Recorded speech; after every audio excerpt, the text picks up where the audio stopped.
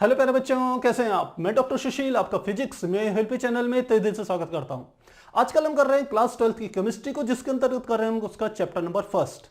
और पिछली क्लास में हमने इससे रिलेटेड कुछ आपको बातें बताई थी और वहां बताया था कि जो ठोस होते हैं वो मुख्य रूप से दो प्रकार के होते हैं। एक होता है हमारा क्रिस्टली ठोस, दूसरा होता है हमारा अक्रिस्टली ठोस। तो वहीं से हम टॉपिक को आगे कंटिन्यू कर रहे हैं और आज का हमारा जो टॉपिक है वो है एनसीईआरटी का टॉपिक 1.4, जो कि है क्रिस्टल जालक तत्व एवं इकाई सेल, यानी कि क्रिस्टलैटिक एवं हम क्या कह सकते हैं यूनिट सेल। इकाई सेल तो आप समझते हैं, अब डिटेल में चर्चा करते हैं। तो इन बातों को समझने के लिए सबसे पहले हमें कुछ बेसिक बातें समझनी होगी। पहला इसमें पॉइंट आता है जिसको हम कहते हैं जालक कण। जालक कण, तो पहले तो यह समझ लीजिए कि जालक क्या होता है। जब हम क्रिस्टल जालक की बात करते हैं, हमने वहां पर आपको बात बताई थी कि क्रिस्टल जो ठोस होते हैं दो प्रकार के होते हैं, क्रिस्टली और अक्रिस्टली। तो यहां हम क्रिस्टली ठोसों पर ही चर्चा करेंगे। और जो क्रिस्टली ठोस होते हैं आप जानते हैं वो किससे मिलकर के बने होते हैं, अवयवी कणों से मिलकर के बने होते हैं, जिसको हम इंग्लिश में कॉन्स्टिट्यूएंट पार्टिकल्स कहते हैं। और यह कौन कौन से होते हैं, हमारे प्रोटॉन हमारे हो सकते हैं, अणु हो सकते हैं, परमाणु हो सकते हैं और आयन हो सकते हैं, कुछ भी हो सकते हैं इन तीनों में से। तो अब बात आती है कि जब ये कोई भी कण, जो हमारे अवयवी कण जिन्हें हम कह रहे हैं, जब ये एक निश्चित पैटर्न में, क्योंकि हमने वहां क्रिस्टली ठोसों की आप पे चर्चा करी थी तो आपको बताया था कि क्रिस्टली ठोसों में जो अवयवी कण होते हैं एक निश्चित पैटर्न में आपस में जुड़े हुए होते हैं और ये दीर्घ परास होते हैं, यानी कि लंबी दूरी तक वो उसी पैटर्न में क्या करते रहते हैं, उसी पैटर्न को या उसी संरचना को फॉलो करते रहते हैं, उसी को आगे बढ़ाते रहते हैं। तो अवयवी कणों के द्वारा जब त्रिविमीय संरचना का निर्माण होता है, यानी कि थ्री डायमेंशनल जब कोई हम कह सकते हैं कि आकार कोई बनता है, तो उसी को हम नाम देते हैं क्रिस्टल जालक। क्योंकि क्रिस्टली ठोसों से संबंधित है इसलिए उसे क्रिस्टल कहेंगे। जालक मतलब त्रिविमीय संरचना, उसको क्या कहेंगे, हम जालक कहेंगे और इसे इंग्लिश में लैटिक्स कहा जाता है। तो यहां पर हम बात कर रहे हैं जालक कण की, यानी कि जिसे इंग्लिश में कहेंगे लैटिक पार्टिकल। तो यदि आपको जालक समझ में आ गया कि जालक का अर्थ होता है कि वह त्रिविमीय संरचना क्रिस्टलों के संदर्भ में जिसमें अवयवी कण तीनों आयामों में फैले हुए होते हैं और एक वो निश्चित पैटर्न से पूरे तीनों दिशाओं में, यानी कि तीनों विमाओं में आगे बढ़ते रहते हैं, उस संरचना को हम नाम देते हैं जालक। तो अब उसमें पहली परिभाषा आती है कि जालक कण क्या होता है। जालक कण का अर्थ होता है कि कोई भी क्रिस्टल जिन अवयवी कणों से मिलकर के बना होता है, वो अवयवी कण हमने आपको बताए क्या हो सकते हैं, परमाणु भी हो सकता है, अणु भी हो सकता है और आयन भी हो सकता है। तो कोई भी क्रिस्टल जालक जिन अवयवी कणों से मिलकर के बने होते हैं, उन अवयवी कणों को ही हम क्या कहते हैं, जालक कण। तो पहली परिभाषा लिखते हैं कि कोई क्रिस्टल जालक जिन अवयवी कणों से मिलकर के, अवयवी कणों से मिलकर बने होते हैं, उन्हें ही जालक कण कहते हैं, जालक कण कहते हैं। एग्जाम्पल में आप कह सकते हैं, क्या हो सकते हैं, परमाणु, अणु या आयन, ये कुछ भी हो सकते हैं। तो पहली बात आपको समझ में आ गई। इसमें अब दूसरी हमको बात और समझनी है, जिसे हम कहते हैं जालक बिंदु या जालक स्थल। दूसरा हमारा जो पॉइंट आएगा वो आएगा जालक बिंदु या जालक स्थल। जालक बिंदु या जालक स्थल जिसे हम लैटिक पॉइंट्स या लैटिक प्लेस कहते हैं, क्या कहेंगे, लैटिक पॉइंट और लैटिक प्लेस। क्या हुआ इसका अर्थ, इसका अर्थ है कि अवयवी कणों, जो हमारे पास अवयवी कण हैं जिनसे मिलकर के क्रिस्टली ठोस का निर्माण हो रहा है, जिससे मिलकर के हम कह सकते हैं क्रिस्टल का निर्माण हो रहा है या जालक का निर्माण हो रहा है, उन अवयवी कणों को जब हम बिंदु रूप में प्रदर्शित करते हैं और जिस स्थान पर वह अवयवी कण स्थित है, यदि वहां पर हम उसको बिंदु रूप में प्रदर्शित करें तो उसी बिंदु को हम क्या कह देते हैं, जालक बिंदु या जालक स्थल। तो मुझे लगता है आसानी से समझ में आ गया। जालक कण आप समझ गए, जो अवयवी कण है वो जालक कण, और जालक बिंदु मतलब जालक कणों को बिंदु रूप में जिस स्थान पर प्रदर्शित किया जाता है उसी को हम क्या कहते हैं, जालक बिंदु या जालक स्थल। तो परिभाषा लिख लेते हैं, जालक कणों को जालक में बिंदु रूप से जिस स्थान पर बिंदु रूप से प्रदर्शित किया जाता है,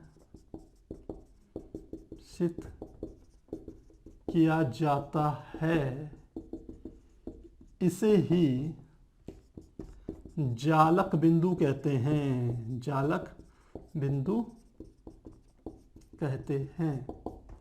तो जहां जहां पर ये कण होंगे वहां पर आपने क्या लगा लेना है, अवयवी कण जहां उपस्थित होंगे उनको बिंदु रूप में प्रदर्शित करना है, वही हमारे क्या होंगे, जालक बिंदु। जालक बिंदु वास्तव में अवयवी कणों की स्थिति को प्रदर्शित करते हैं। हम ये भी लिख सकते हैं, यह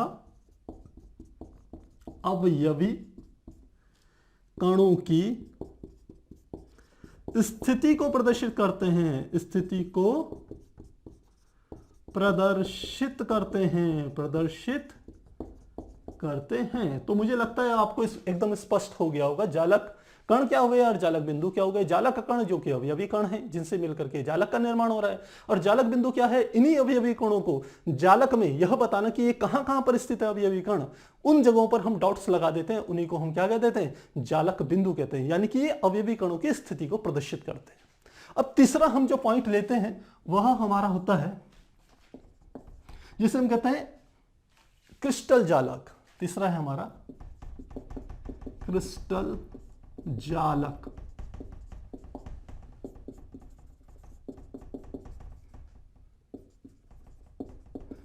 यानी कि जिसे इंग्लिश में कहेंगे क्रिस्टल लैटिक्स।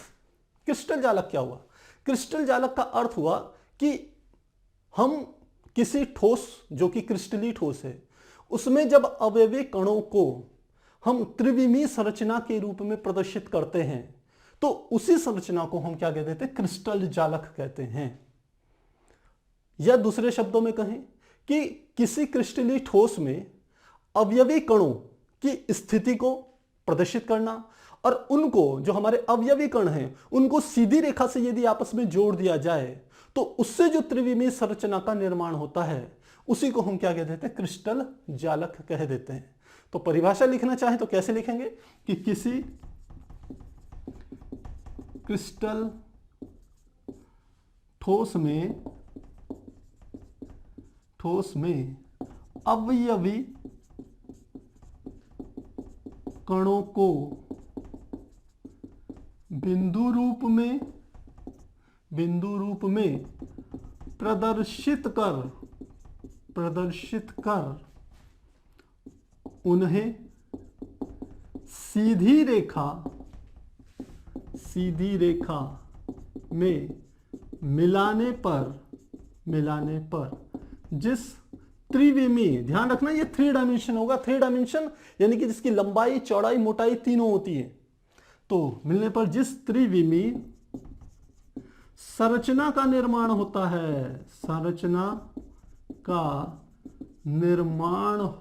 है, उसे ही क्या कहेंगे, क्रिस्टल जालक कहते हैं, क्रिस्टल जालक कहते हैं। प्यारे बच्चों थोड़ा स्पीड में लिखने की कोशिश कर रहा हूं जिससे आपका टाइम सेव हो जाए, तो थोड़ा आप एडजस्ट कर लीजिएगा जो हमारी राइटिंग है इससे। तो उसे क्या कहेंगे, क्रिस्टल जालक कहेंगे। ये हमारा क्या है, क्रिस्टल जालक हो गया। अब इसको डायग्राम से प्रदर्शित करते हैं। मैंने कहा कि मेरे पास कुछ हमने कहा कि कुछ अवयवी कण हैं, तो अवयवी कणों को मैंने प्रदर्शित कर दिया। मान लेते हैं इस प्रकार से अवयवी कण बना दिए मैंने।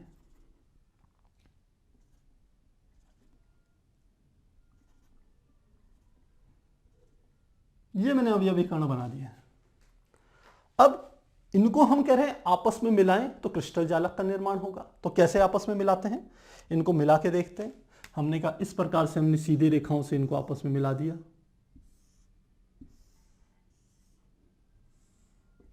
और साथ में हमने इसको इस प्रकार से भी मिला देते हैं। तो ये जो इस प्रकार से जो रचना ये बनी है, इसी को यदि हम आगे कैरी ऑन करते चले जाएं, इसी को तीनों दिशाओं में यदि बढ़ाते चले जाएं, तो वही हमारा क्या बनेगा, क्रिस्टल जालक बनेगा। इसमें आप यदि ध्यान दे रहे होंगे कि ये सारे के सारे हमारे क्या हैं, अवयवी कण, जिन्हें हम नाम देते हैं जालक बिंदु। ये जालक बिंदु है और इनको सीधी रेखाओं से मिला रहे हैं। इससे जो त्रिविमीय संरचना का निर्माण हो रहा है, और जब उसको तीनों दिशाओं में फैलाते चले जाएं, केवल एक ही दिशा में नहीं लेना है आपने, इसको आगे की ओर भी क्या करता है, फैलाते जाना है, ऊपर भी, नीचे भी, दाएं भी, बाएं भी। तो जो संरचना बनेगी उसी को क्या कहेंगे हम, क्रिस्टल जालक कहेंगे। तो मुझे लगता है इतनी बात समझ में आ गई होगी। अब हम यहीं पर एक अगला इंपॉर्टेंट टॉपिक पे बात करेंगे, जिसे हम कहते हैं इकाई सेल, या जिसे कहते हैं कोशिका कह लीजिए, या इकाई सेल या यूनिट सेल जिसे कहते हैं। तो अगला है हमारा इकाई सेल या आद्य कोशिका, और इसी को हम इंग्लिश में कहते हैं यूनिट सेल, यूनिट सेल। अब ये क्या चीज हुई, इसे भी समझिए। इकाई सेल या आद्य कोशिका, यूनिट सेल का अर्थ है कोई भी क्रिस्टल जालक, कोई भी क्रिस्टल जालक। हम कह सकते हैं कि जिन छोटे छोटे सेलों से मिलकर के बना हुआ होता है, जो छोटी त्रिविमीय संरचना से, या सीधे दूसरे शब्दों में कहें कि कोई भी क्रिस्टल जालक जिस छोटी से छोटी त्रिविमीय संरचना की पुनरावृत्ति से इसका निर्माण होता है, उसी को हम क्या कहते हैं, क्रिस्टल जालक। इसका अर्थ है कि मेरे पास एक छोटा सा एक सेल था, उसकी संरचना क्या थी, त्रिविमीय। जैसे ये मैंने बनाया है, ये एक प्रकार से क्या है, यूनिट सेल ही है। तो यदि इसकी 3 डायमेंशन है, त्रिविमीय है ये, यदि इसकी पुनरावृत्ति कर दी जाए, जैसे मैंने भी आपको बताया था, इधर भी इसको बढ़ा दो, इधर भी बढ़ा दो, इधर भी बढ़ा दो, इधर भी बढ़ा दो, तो जो संरचना बनेगी उसी को हम क्या कहेंगे, उसको हम कहेंगे क्रिस्टल जालक। और क्रिस्टल जालक का निर्माण कहां से हो रहा है, एक छोटी सी त्रिविमीय संरचना से। वो कौन सी है, ये वाली त्रिविमीय संरचना। तो इसी को हम क्या नाम देते हैं, इकाई सेल नाम देते हैं। इसका एक एग्जांपल काफी अच्छा है। आप देखते होंगे कि जब कंस्ट्रक्शन होता है कहीं पर, मकान या कुछ बड़ी बिल्डिंग बनाई जाती है, तो आप देखते होंगे ईंटों के ढेर लगाए जाते हैं। तो ईंटों के जो ईंटों के ढेर लगाने वाले होते हैं, बड़े परफेक्ट होते हैं। वो ईंटों का ढेर आप देखोगे तो चारों तरफ से बिल्कुल एक 3 डायमेंशन हम कह सकते हैं, यानी कि त्रिविमीय संरचना बनती है। लेकिन वो बड़ा जो ढेर है वो किससे मिलकर के बना है, आप ये देखिए, वो एक ईंट से मिलकर के बना है। वो ईंट भी क्या है, त्रिविमीय है। उन छोटी छोटी त्रिविमीय ईंटों को आपस में जोड़ जोड़ करके आप उनके बड़े बड़े ढेर बना देते हैं, बड़ी बड़ी संरचना बना देते हैं। तो ठीक वही बात यहां पर हो रही है। जो इकाई सेल है वो उसी एक ईंट की तरह है, और जो उसके हम ढेर लगा देते हैं, उनको सही तरीके से लगा करके, वह हमारा क्या है, क्रिस्टल जालक है। तो यहां पर मेरी बात समझ में आपको आ गई होगी। तो अब सीधे हम परिभाषा दे देते हैं। तो हम लिखते हैं कि कोई क्रिस्टल जालक, कोई क्रिस्टल जालक जिस छोटी से छोटी कह सकते हैं या लघुत्तम कह सकते हैं, जिस लघुत्तम त्रिविमीय संरचना की पुनरावृत्ति से। देखिए, पुनरावृत्ति का क्या अर्थ होता है कि बार बार एक चीज को दोहराना, बार बार उसी चीज को यूज करना, उसे हम कहते हैं पुनरावृत्ति। तो कोई क्रिस्टल जालक जिस लघुत्तम त्रिविमीय संरचना की पुनरावृत्ति से निर्मित होता है, उसी हम कह सकते हैं लघुत्तम त्रिविमीय संरचना को क्या कहेंगे, इकाई सेल कहते हैं, इकाई सेल कहते हैं। तो इस तरीके से हम इसको समझ सकते हैं कि इकाई सेल ऐसा होता है। अब इकाई सेल देखिए, यहां पर हमने इस इकाई सेल का निर्माण कर रखा है। अब यदि हम ये बताएं कि ये तो आपका इकाई सेल था, अब इस इकाई सेल से कैसे आपकी ये क्रिस्टल जालक का निर्माण हुआ, तो इसको भी हम शो कर सकते हैं। कैसे करते हैं ये देख लीजिए। हमने इस तरीके से एक आकृति बना सकते हैं।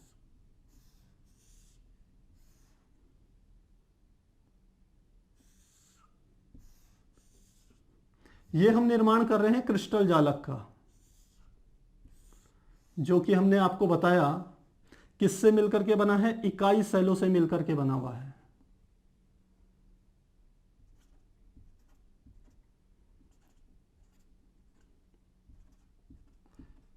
और कैसे बनाना है आप ये भी देख लीजिए। यदि आप ध्यान से देखेंगे तो आप इसे आसानी से बना सकते हैं।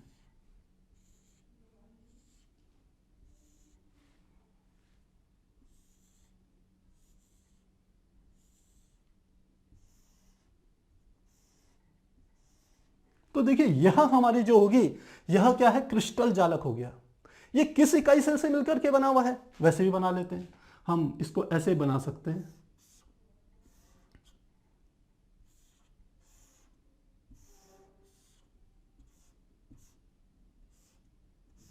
ये तो ये क्या है, यह है इकाई सेल, इकाई सेल जिसे हम आद्य सेल कहते हैं। और ये हमारा क्या है, ये है क्रिस्टल जालक, क्रिस्टल जालक। तो इसी प्रकार के इकाई सेलों को, एक को यहां रख दिया, एक को यहां, एक को नीचे, एक को इधर, यानी कि जब चार को हम ऐसे रखें और ऐसे इनको सभी दिशाओं में बढ़ाते चले जाएं तो ये क्रिस्टल जालक बना देते हैं इकाई सेल मिलकर के। इसी बात को हमने यहां पर स्पष्ट किया है। अब इकाई सेल की हमारे पास बात आ गई। अब बात आती है क्या एक ही प्रकार के इकाई सेल होते हैं, तो हम कहेंगे नहीं, इकाई सेल तो अलग अलग प्रकार के, विभिन्न प्रकार के होते हैं। आगे हम उन पे बहुत डिटेल में चर्चा करने वाले हैं।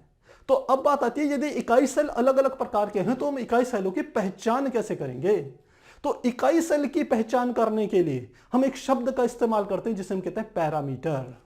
क्या कहा हमने, इकाई सेल के पैरामीटर। अब बात आती है कि इकाई सेल के पैरामीटर का क्या अर्थ हुआ।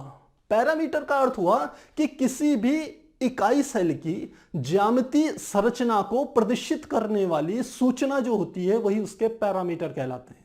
क्या कहा मैंने, किसी इकाई सेल की ज्यामितीय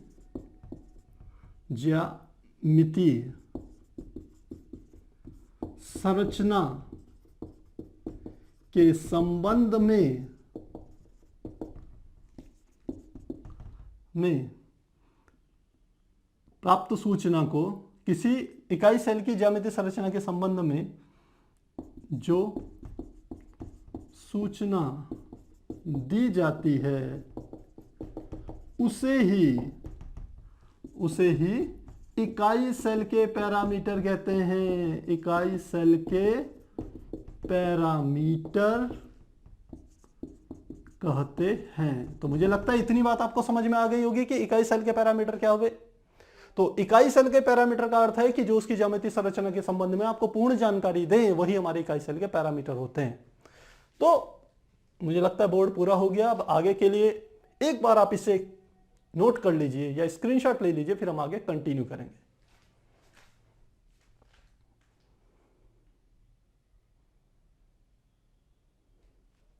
तो अभी हमने इकाई कोष्ठिका या एकक कोष्ठिका के पैरामीटर्स को आपको समझाया कि क्या होता है। हम दूसरे शब्दों में यह भी कह सकते हैं कि किसी इकाई कोष्ठिका के ज्यामितीय मापन को ही उस इकाई कोष्ठिका के पैरामीटर्स कहते हैं। तो इसको भी आप चाहें तो लिख सकते हैं कि किसी इकाई या एकक इकाई कोष्ठिका के ज्यामितीय मापन को ही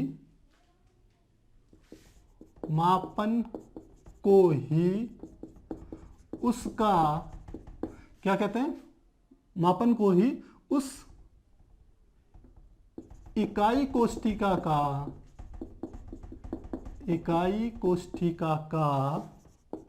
क्या कहते हैं, पैरामीटर कहते हैं, पैरामीटर कहते हैं। तो अब इकाई कोष्ठिका का जो मापन होता है वो दो प्रकार से होता है। पहला जो होता है जिसे हम कहते हैं अक्षीय दूरी यानी कि एक्सियल डिस्टेंस अब एक्सियल डिस्टेंस क्या होती है इसे समझिए। हमने कहा एक हमने इकाई कोष्ठिका बनाई, यहां पर बना रहे हैं हम, मान लेते इस प्रकार से हमने बना दी।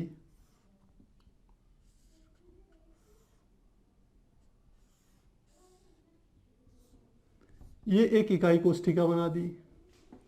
अब इस इकाई कोष्ठिका में यदि हम अक्षीय दूरी कहें तो अक्षीय दूरी का अर्थ होता है कि इकाई कोष्ठिका के किसी एक बिंदु से या एक किनारे से किसी दूसरे किनारे के बीच की दूरी जो किसी अक्ष की दिशा में हो।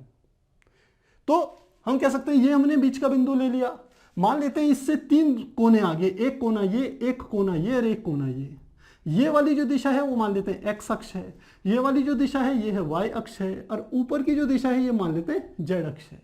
तो इस बिंदु से यहां तक की जो दूरी होगी वो एक अक्ष में है, वाई अक्ष में है, यहां से यहां तक की जो दूरी ये एक्स अक्ष में है, यहां से यहां तक की दूरी जेड अक्ष में है।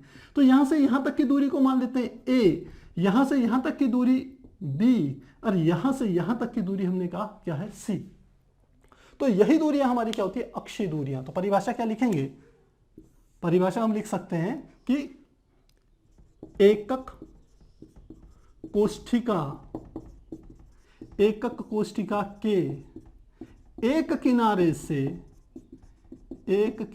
से दूसरे किनारे के बीच की दूरी, साथ में क्या लिख लेंगे, किसी अक्ष की दिशा में, अक्ष की दिशा में। ऐसा ना हो आप कोई भी दिशा ले लो, कोई भी एक अक्ष ले लेनी है, ये एक्स अक्ष, वाई अक्ष, जेड अक्ष के एकक कोष्ठिका के एक किनारे से दूसरे किनारे के बीच की दूरी जो किसी अक्ष की दिशा में हो, बीच की दूरी को ही क्या कहेंगे, अक्षीय दूरी कहते हैं, अक्षीय दूरी कहते हैं।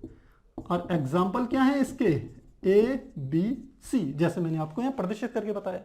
तो एक तो ये आ गए, 3 पैरामीटर्स तो ये हो गए, यानी कि जो अक्षीय दूरी है। दूसरे जो होते हैं उनको हम कहते हैं अक्षीय कोण। क्या कहा मैंने, अक्षीय कोण, यानी कि एक्सियल एंगल। क्या हुआ अक्षीय कोण। अब आपको भुजाएं तो पता चल गई। अब देखिए किन्हीं भी दो कोरों के बीच की, किन्हीं भी दो कोर मतलब भुजाएं, उनके बीच के कोण को ही हम क्या कहते हैं, अक्षीय कोण कहते हैं। अब इनका एक क्रम होता है, हम इनको मानते हैं हमेशा अल्फा बीटा गामा। तो अल्फा बीटा गामा कैसे लेंगे, ठीक ये ए भुजा जो है, इस ए भुजा के विपरीत जो कोण बनेगा, तो ए के विपरीत कोण कौन सा है, ये वाला कोण है, तो इस कोण को हम क्या नाम देते हैं, अल्फा। ठीक बी भुजा के, ये बी भुजा, इसके विपरीत जो कोण होगा ये वाला कोण, इसको नाम देंगे बीटा। और ठीक ये सी भुजा है, इसका विपरीत जो ये वाला कोण होगा इसको नाम क्या देंगे, गामा कोण। तो यही तीनों कोण अक्षीय कोण कहलाते हैं। तो क्या लिखेंगे परिभाषा कि एकक कोष्ठिका के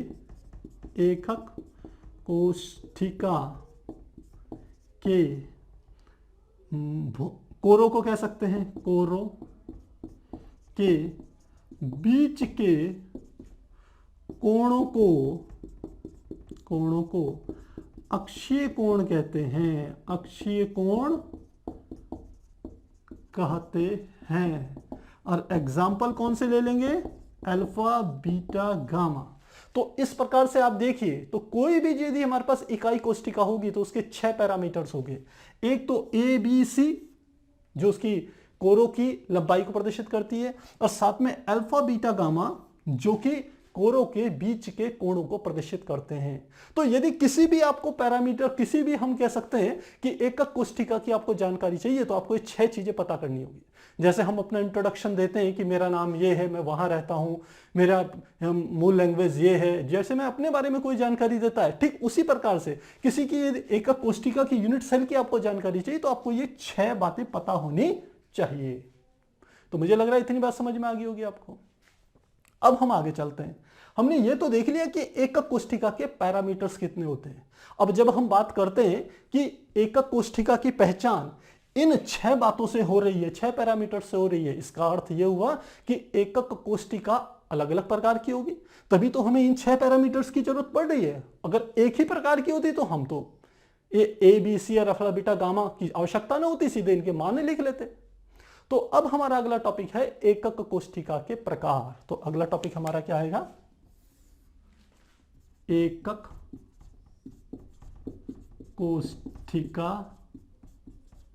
के प्रकार, यानी कि types of unit cell. Types of unit cell. तो एकक कोष्ठिका मुख्य रूप से दो प्रकार की होती है। पहली प्रकार की जो एकक कोष्ठिका होती है उसे हम कहते हैं आद्य एकक कोष्ठिका। इसको मौलिक एकक कोष्ठिका भी कहते हैं, या हम कह सकते हैं यूनिट सेल्स भी कहते हैं इसको, और इंग्लिश में इसका नाम होता है primitives unit cell. Primitives unit cell यानी कि आद्य एकक कोष्ठिका। आद्य एकक कोष्ठिका का क्या अर्थ हुआ कि एक ऐसी कोष्ठिका, एक ऐसा यूनिट सेल जिसके हर कॉर्नर पे, हर कोनों पर एक एक क्या हो, हम कह सकते हैं अवयवी कण या जालक कण उपस्थित हो। कहां पर हो, केवल कोनों पर। तो उस प्रकार की कोष्ठिका को हम आद्य एकक कोष्ठिका कहेंगे। तो लिख लेते हैं यहां पर, हमने कहा एक ऐसी कोष्ठिका जिसके सभी, कहां पर, कोनों पर, सभी कोनों पर एक एक क्या हो, जिसे कहते हैं जालक कण या अवयवी कण उपस्थित हो, उसे ही आद्य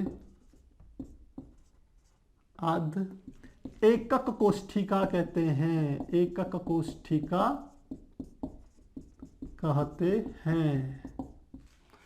तो इसका यदि डायग्राम बनाना चाहें तो कैसे बनाएंगे, हमने कहा यहां पर बना रहे हैं, ये तो पैरामीटर्स बताए थे, ये हमने बना दिया।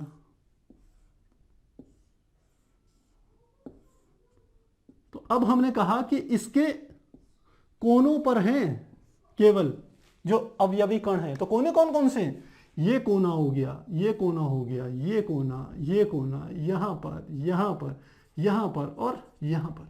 यदि इन सब जगहों पर ही केवल अवयवी कण हो और कहीं ना हो, तो इस प्रकार की कोष्ठिका को हम नाम देंगे आद्य एकक कोष्ठिका। मुझे लग रहा है ये बात समझ में आ गई होगी। अब आगे चलें। आगे हमारा है जो दूसरे प्रकार की होती है उसे हम कहते हैं केंद्रित एकक कोष्ठिका।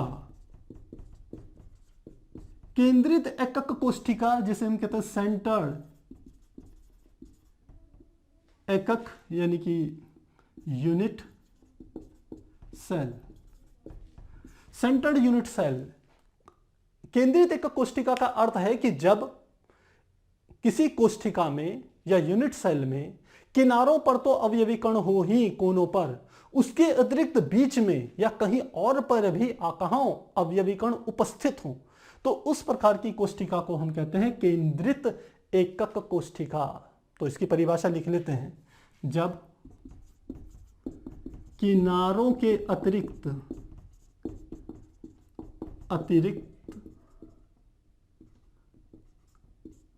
अन्य स्थानों पर भी क्या हो, हम कह सकते हैं अवयवी कण उपस्थित हो।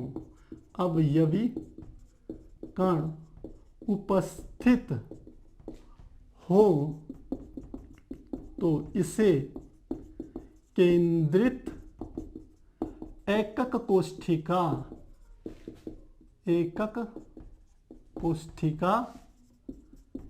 कहते हैं। तो मुझे लग रहा है इतनी बात समझ में आ गई आपको कि केंद्रित एकक कोष्ठिका क्या होती है। अब केंद्रित एकक कोष्ठिका भी तीन प्रकार की होती हैं। जो पहला प्रकार है केंद्रित एकक कोष्ठिका का, उसे हम कहते हैं, जो फर्स्ट हमारा होता है वो होता है बॉडी सेंटर्ड यूनिट सेल। इसे कहते हैं इंग्लिश में तो ये है body centred unit cell. Hindi में कहते हैं अंतः केंद्रित एकक कोशिका। अंतः केंद्रित एकक कोशिका। तो अंतः केंद्रित एकक कोशिका का अर्थ क्या हुआ कि एक ऐसी कोशिका जिसके कोनों पर तो अवयवी कण उपस्थित हो, साथ ही उसके केंद्र पर भी एक अवयवी कण उपस्थित हो। कैसे? जैसे हमने कहा यह हमारी कोशिका है, यह हमारी क्या है, एक हम कह सकते हैं आद्य एकक कोशिका है। इसके कोनों पर अवयवी कण है, साथ ही हम कहां कहते हैं, इसके सेंटर पर भी कहते हैं, यहां पर भी क्या हो, एक अवयवी कण उपस्थित हो। तो कोनों के साथ साथ सेंटर में भी है, तो इसको हम कहते हैं अंतः केंद्रित एकक कोशिका। तो क्या परिभाषा लिखेंगे, एक ऐसी कोशिका जिसके किनारों के अतिरिक्त केंद्र पर भी एक अवयवी कण उपस्थित हो, अवयवी कण उपस्थित हो, तो उसे ही हम क्या कहते हैं, अंतः केंद्रित एकक कोशिका, जैसे कि आप यहां पर देख रहे हैं। तो प्यारे बच्चों, मुझे लग रहा है इतना आपको समझ में आ गया होगा कि एकक कोशिका के हमने दो प्रकार बताए। पहला हमारा आद्य एकक कोशिका, दूसरा हमारा केंद्रित एकक कोशिका। हमने कहा केंद्रित एकक कोशिका वो हो गई कि जिसमें किनारों पर अवयवी कण के अतिरिक्त और स्थानों पर भी अवयवी कण हो, और इस आधार पर केंद्रित एकक कोशिका को हम कह रहे हैं तीन भागों में बांटेंगे, जिसमें पहला हो गया अंतः केंद्रित एकक कोशिका, दूसरी होती है फलक केंद्रित एकक कोशिका, और तीसरी होती है अंत केंद्रित एकक कोशिका। तो हमने पहला प्रकार यहां पर बता दिया है। तो आप एक बार इसको क्या कर लीजिए, नोट कर लीजिए, फिर हम आगे क्या करते हैं, कंटिन्यू करते हैं।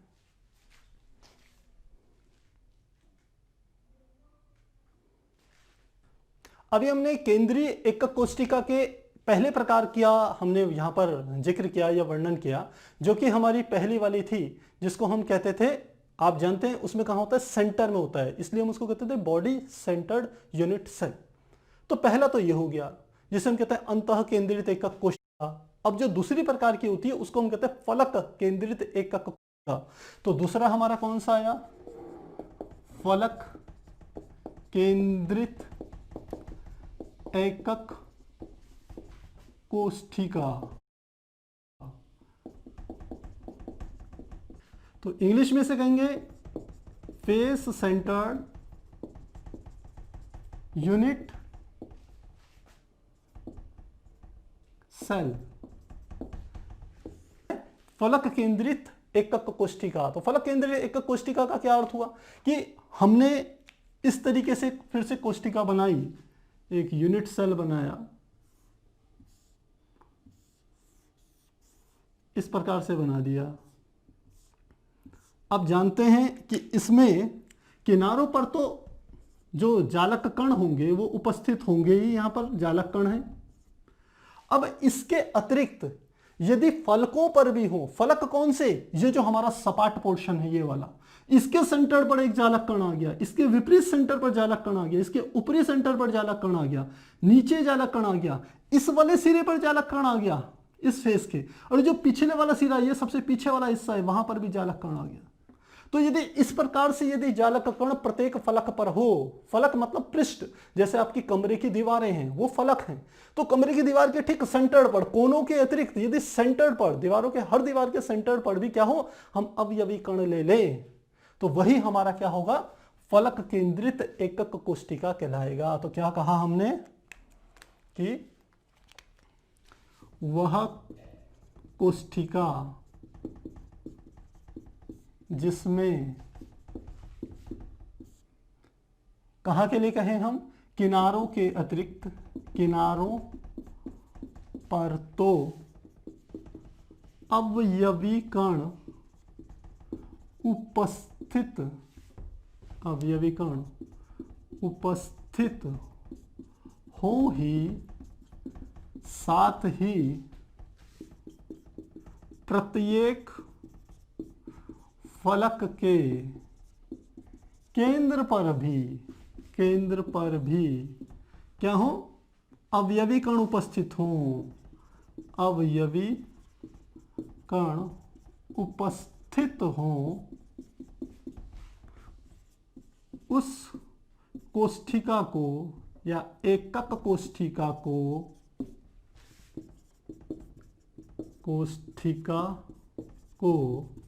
क्या कहेंगे हम, फलक केंद्रित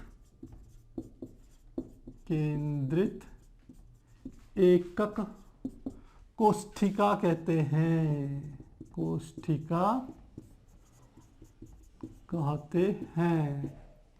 तो मुझे लग रहा है इतनी बात समझ में आ गई होगी। अब एक प्रकार और है, और उसको हम क्या नाम देते हैं, जिसे हम कहते हैं, जो तीसरा प्रकार है उसे हम कहते हैं अंतिकेंद्रित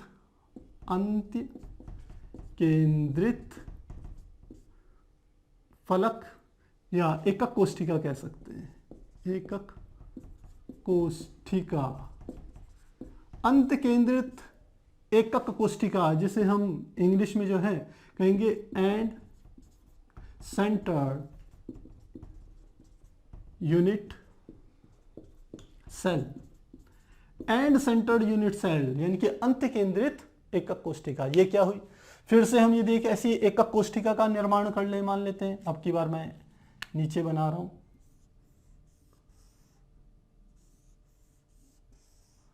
ये बना दी हमने, फिर से एकक कोष्ठिका। ये वाली किसको प्रदर्शित कर रही है, इस वाली को। इस वाली में क्या खास बात है कि इसके किनारों पर तो अवयवी कण रहेंगे ही रहेंगे, ये किनारों पर तो अवयवी कण हैं ही कोनों में। इसके अतिरिक्त इसके किसी भी दो विपरीत फलकों पर अवयवी कण हो, सब पर नहीं, कोई भी दो विपरीत फलक।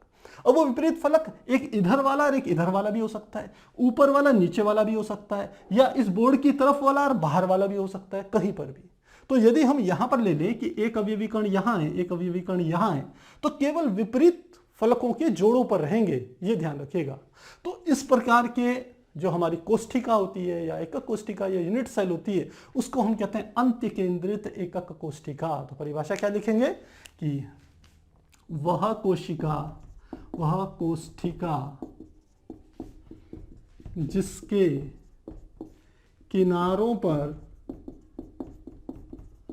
पर तो हम कह सकते हैं अवयवी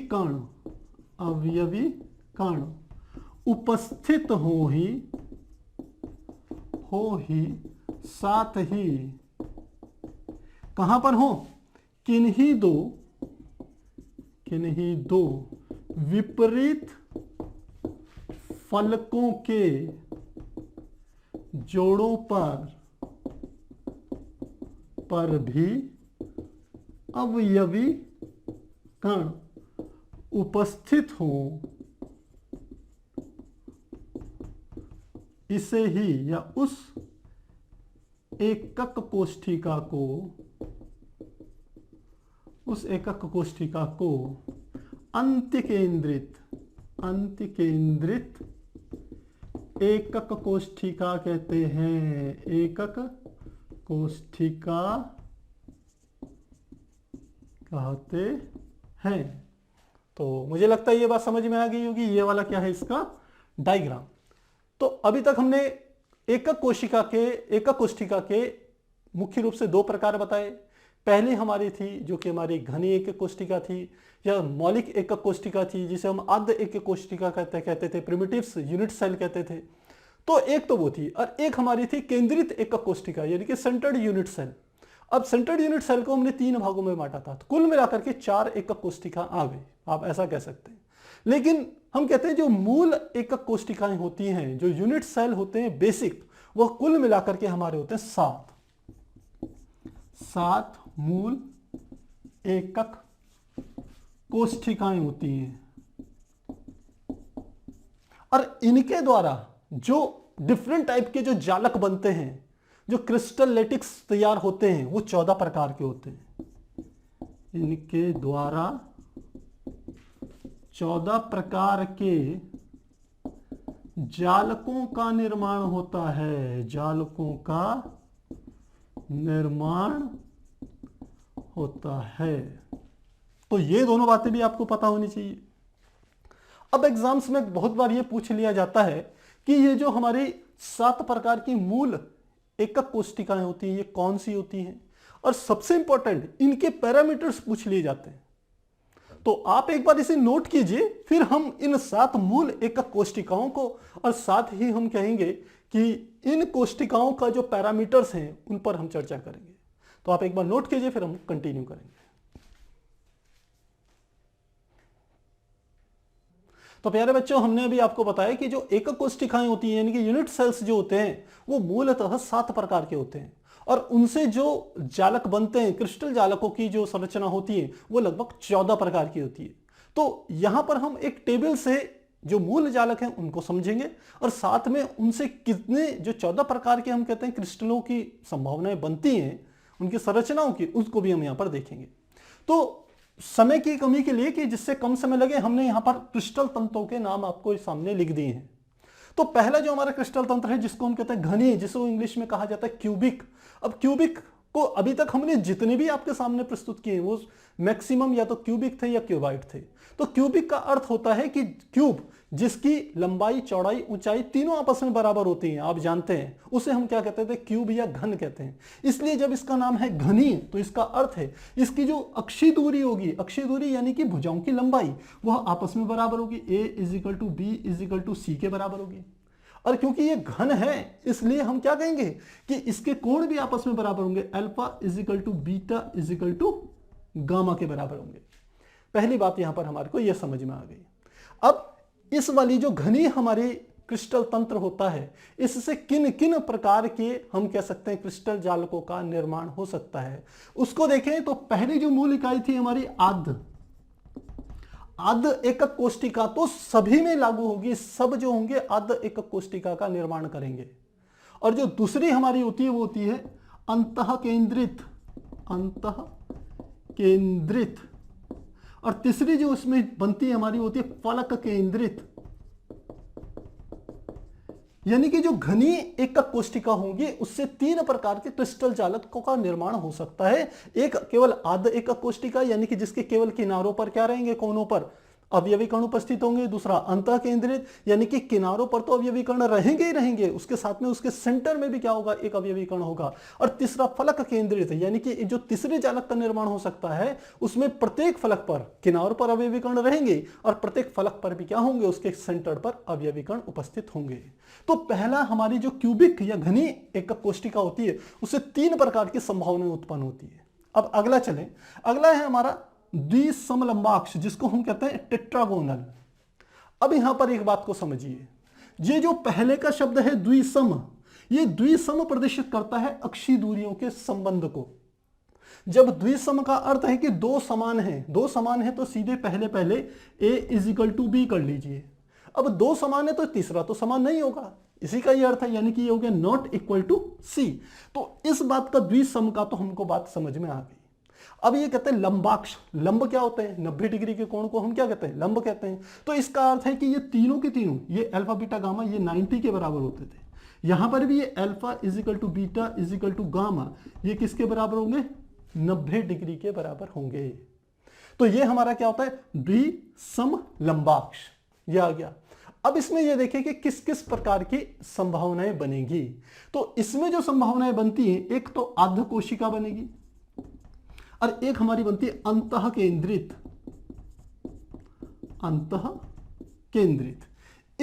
यह दो प्रकार की हमारी क्या बनती है, क्रिस्टल जालकों का निर्माण हो सकता है। किससे, द्विसमलंबाक्ष क्रिस्टल तंत्र से। अगला चले, तीसरा है विषम लंबाक्ष। विषम मतलब कोई भी समान नहीं है, इसका अर्थ है कि A=B=C।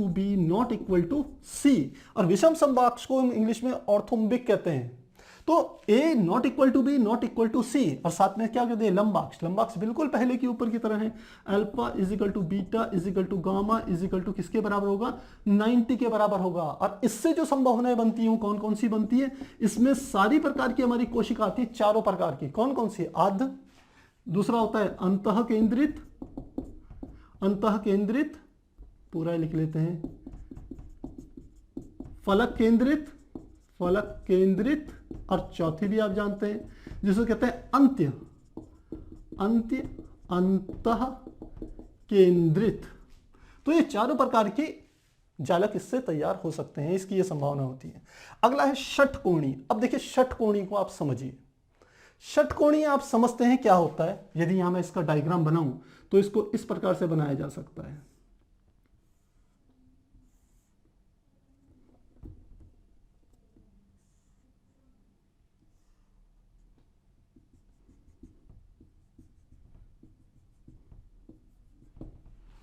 इस प्रकार से यदि मैं बनाऊं तो यहां पर एक चीज देखिए, ये जो इसकी भुजाएं होती है षटकोण की, ये सारी भुजाएं आपस में बराबर होती है। यदि इसे मैं ए मान लूं, इसे बी मान लूं, ये हमारी भुजा क्या हो जाएगी सी।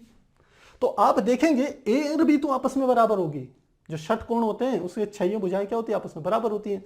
तो ये दोनों तो आपस में बराबर हैं, तो यहां पर क्या लिख लेंगे षटकोणी में, ए इज इक्वल टू बी। अब आप देख रहे हो जो सी भुजा है ये ए और बी से बिल्कुल डिफर है, ये तो काफी बड़ी है।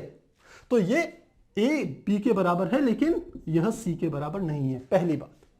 दूसरी बात, यह जो कोण बनता है इनके बीच में, यह भी 90 डिग्री का कोण बनता है, यह वाला भी 90 डिग्री का कोण बनता है, लेकिन यह वाला जो कोण बनता है, यह वाला हमारा कोण होता है 120 डिग्री।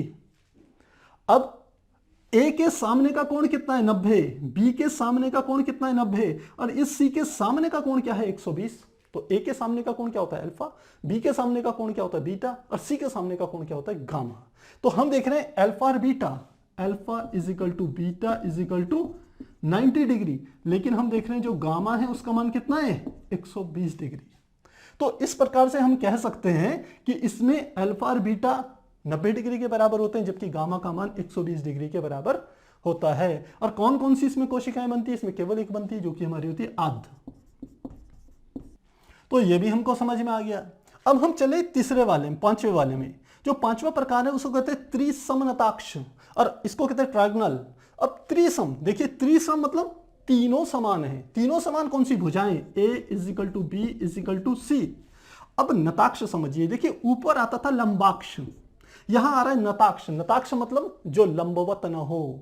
इसका अर्थ है कि तीनों भुजाएं तो सम हैं लेकिन कोई भी कोण जो है वो लंबाक्ष नहीं है, लंबवत नहीं है। तो हम लिखेंगे alpha is equal to beta is equal to gamma not equal to किसके बराबर, 90 के बराबर। इनमें से कोई भी 90 के बराबर नहीं है। तो ये किसका अर्थ हुआ, त्रिसमनताक्ष का अर्थ हो गया। तो मुझे लगता है ये समझ में आ गया होगा। इससे भी जो संभावनाएं बनती है कोशिका की, केवल वो आद्य प्रकार की कोशिका होती है जो पहली हमारी होती थी, जिसके केवल कॉर्नर्स में क्या होते थे, अवयवी कण होते थे। अगला देखें जिसे हम कहते हैं मोनोक्लिनिक, यानी कि एक नताक्ष। अब यहां बात समझिए, यहां पर ऊपर हम त्रिसम, विषम, द्विसम ये शब्द आते थे, यहां पर कुछ नहीं आ रहा है। यहां पर आगे के लिए कुछ भी नहीं आया है, भुजाओं के संदर्भ में कोई जानकारी नहीं है। तो हम लिखेंगे A not equal to B not equal to C, ये आपस में कोई बराबर नहीं है। और एक नताक्ष का अर्थ है, नताक्ष मैंने क्या कहा था, जो 90 डिग्री का न हो। एक नताक्ष का अर्थ है कि जो एक है, कोई ऐसा कोण है जिसका मान 90 डिग्री नहीं है। और वो इस प्रकार से है कि इसमें आपको ध्यान रखना है वो 90 के साथ साथ वो 120 भी नहीं है। तो क्या लिखेंगे इसको हम लिखेंगे अल्फा, क्योंकि एक नताक्ष है तो alpha is equal to beta is equal to 90 degree, लेकिन जो गामा है वो न तो 90 के बराबर है और न ही ये किसके बराबर है, 120 डिग्री के बराबर है। तो इस बात को आपने ध्यान रखना है। और एक नताक्ष के कारण जो हमारी संभावनाएं बनती हैं क्रिस्टल जालकों की, वो दो प्रकार की होती है। एक होती है हमारी आद्य और दूसरी हमारी होती है अंत्य केंद्रित, अंत्य अंतः केंद्रित। तो इस प्रकार की हमारी दो प्रकार की यहां पर संभावनाएं बनती है क्रिस्टल जालकों की। अगला देखें लास्ट का, जिसे हम कहते हैं त्रिनताक्ष। तो फिर से देखिए, उसने आगे के संबंध में, भुजाओं के संबंध में कोई जानकारी नहीं दी, क्योंकि यहां पर आप देखिए द्विसम ये भुजाओं के संबंध में था, विषम भुजाओं के संबंध में था, षटकोणीय ये भी हम समझ रहे, षट मतलब छह भुजाएं होती हैं, उसमें से 3 हम जानते हैं एबीसी ले रहे हैं, वो आपस में बराबर हैं। ये त्रिसम, यहां पर यह भी पता चल गया था, लेकिन इनमें ये आगे के वर्ड नहीं है। तो यहां पर भी, इसमें भी नहीं था, इसमें भी नहीं है। तो त्रिनताक्ष मतलब तीनों में से कोई भी कोण 90 डिग्री नहीं है। तो लास्ट वाले में क्या है, पहले तो A not equal to B not equal to C, और साथ में हम क्या लिख लेंगे, alpha is equal to beta is equal to gamma is equal to 9। ये तो तब होता है यदि यह क्या होता है, तीनों लंबाक्ष होते हैं, लेकिन इसने क्या कह दिया, त्रिनताक्ष, इनमें से कोई भी 90 के बराबर नहीं है। तो इसको सबको हमने क्या कर दी, कटिंग कर दी। तो मुझे लग रहा है ये बात अब आपको अच्छे से समझ में आ गई होगी कि ट्राइक्लिनिक में त्रिनताक्ष में क्योंकि आगे का कोई इंफॉर्मेशन नहीं है भुजाओं के संबंध में, तो A not equal to B not equal to C, साथ में त्रिनताक्ष है, तीनों में से कोई भी लंबाक्ष नहीं है, 90 डिग्री का नहीं है, तो हम लिखेंगे alpha not equal to beta not equal to gamma, और इनमें से कोई भी 90 डिग्री के बराबर नहीं है। और इससे जो कोशिका का निर्माण होता है वो अर्ध एकक कोशिका का निर्माण होता है। तो ये हमारी क्या है, 7 हैं जो कि मूल एकक कोशिकाएं हैं, यूनिट सेल्स हैं, और इनसे जो संभावनाएं हैं वो है 14। तो अब 14 को भी हम कैलकुलेट कर लेते हैं, गिनते हैं। तो आप देखिए यहां पर कितनी कितनी बन रही है, पहली संभावना, दूसरी, तीसरी, चौथी, पांचवी, छठवीं, सातवीं, आठवीं, नौवीं, 10, 11, 12, 13 और ये 14। तो हमने आपको कहा था कि जो मूल एकक कोशिकाएं होती हैं 7, और इनसे जो क्रिस्टल जालकों के संभावनाएं बनती हैं, जो डिफरेंट टाइप्स के क्रिस्टल जालक बन सकते हैं, वो 14 प्रकार के होते हैं, जिनको कि हमने यहां पर प्रदर्शित किया है। तो प्यारे बच्चों, मुझे लगता है कि ये बातें आपको अच्छे से समझ में आ गई होगी। आपको एकक कोशिका, क्रिस्टल जालक, एकक कोशिका के प्रकार, एकक कोशिका की जो पैरामीटर्स हैं वो आपको अच्छे से समझ में आ गए होंगे। यदि ये चीजें आपको समझ में आ गई तो आगे की चीजें आपके लिए बहुत आसान होने वाली हैं। तो इनको अच्छे से आप तैयार कीजिए, अच्छे से इनको पढ़िए, जिससे आपकी आगे जो आने वाले जो हमारे टॉपिक्स हैं उनमें जब इनका यूज हो तो आपकी कोई गलती ना हो पाए। तो फिर मिलते हैं अगली क्लास में, तब तक के लिए गुड बाय।